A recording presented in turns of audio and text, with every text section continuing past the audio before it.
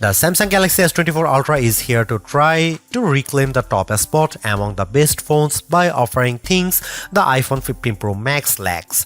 This includes a ton of Galaxy AI features that can do everything from auto-summarizing your notes and moving subjects around in your photos to translating phone conversations in real time. I am a devout supporter of what AI can do with our phones, and after using the Pixel 8 Pro's many AI-assisted features, I think it's clear that AI is where we will see the next revolution with our mobile devices. Not surprisingly, the Galaxy S24 Ultra is marketing itself as the AI phone to beat in 2024.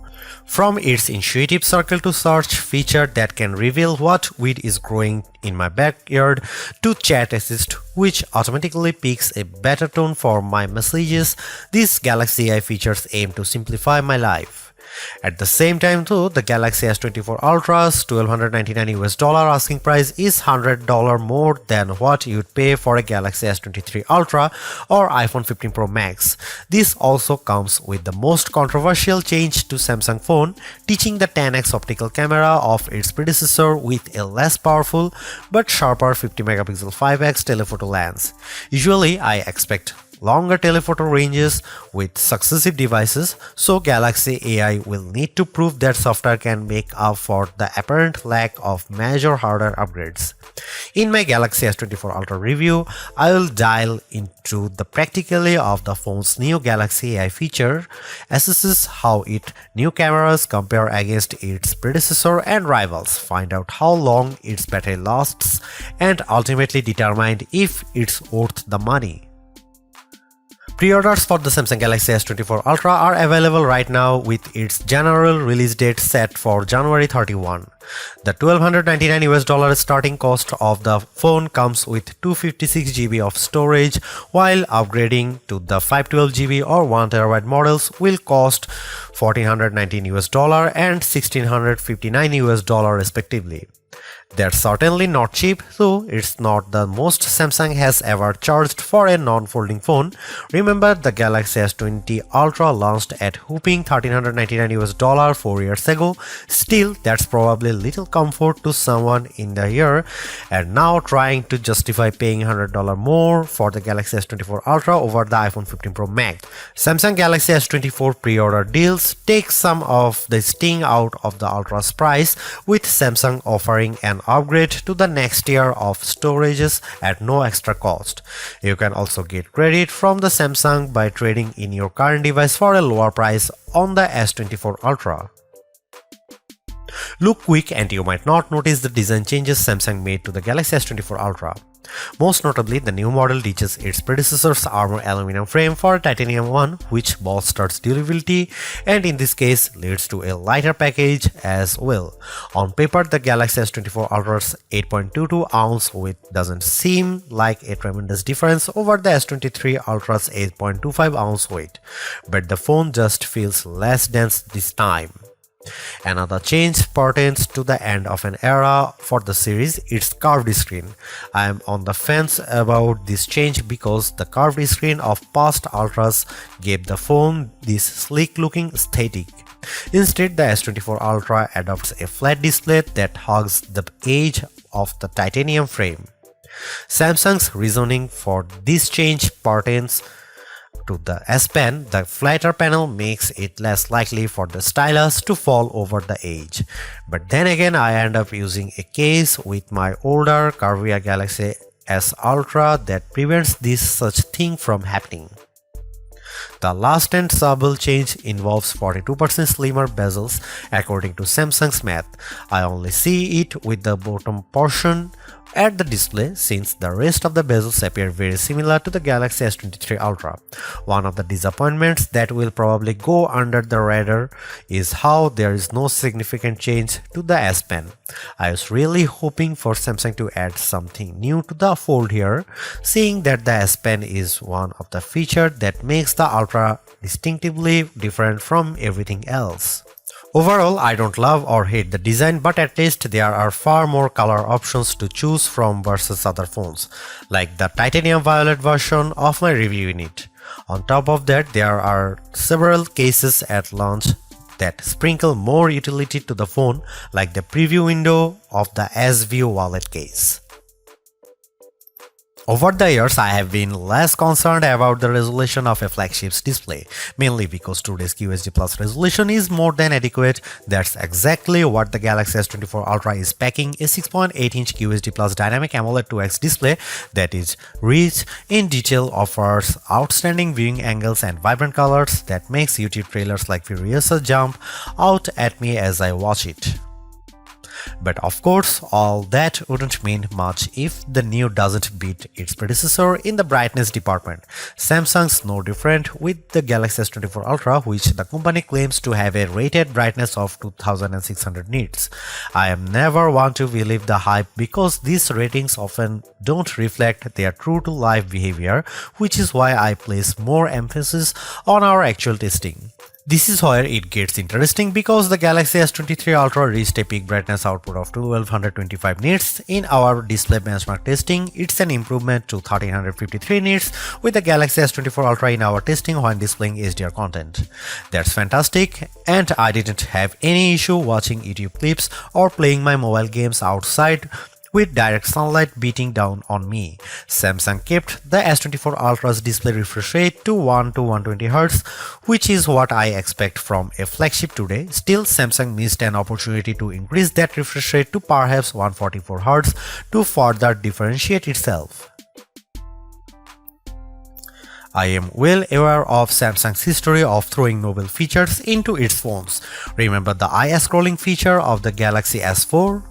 I wouldn't think so, which proves my point that sometimes hyped features don't turn out memorable. There's very little doubt of AI permeating into everything in our lives, our phone included, which is why Samsung's taking a proactive approach in giving its users access to new capabilities with Galaxy AI. Strangely enough, many of these AI-assisted features are in collaboration with Google, which raises the question of who's really making the innovations here.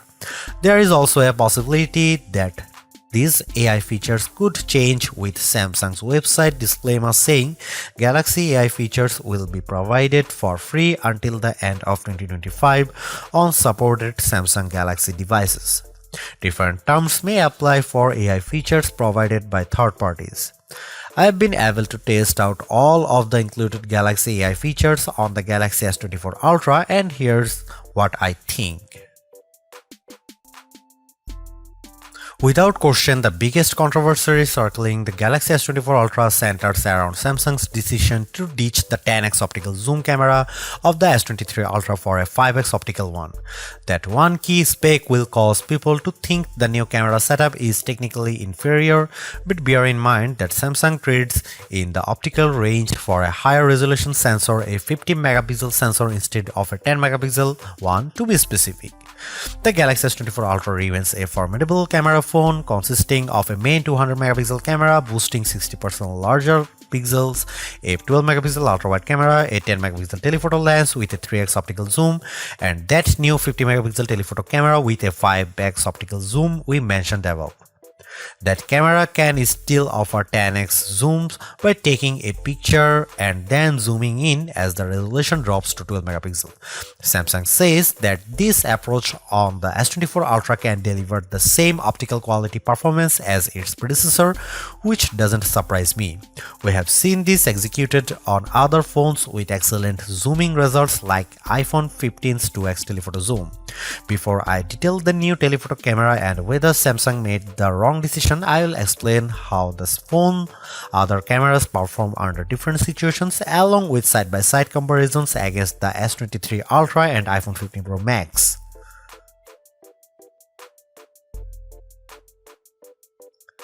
Starting with the main camera, I can't see much change over the S23 Ultra. Details are plentiful, colors are vivid, and the S24 Ultra's HDR performance does nicely to even out the highlights and shadows.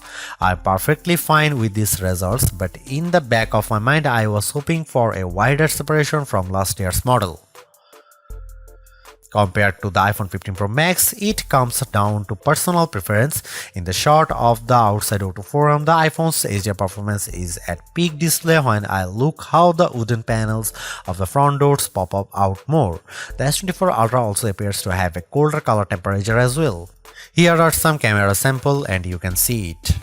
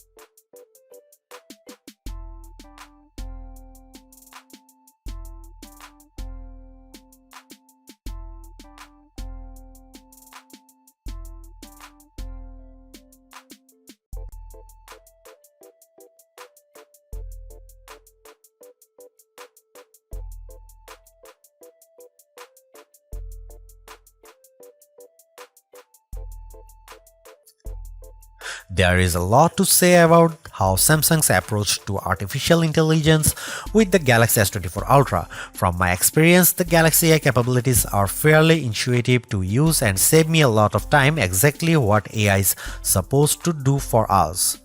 Features such as circle to search, generative edit, instant slow-mo, and note assist all feel polished, while others such as live translate could benefit from more machine learning.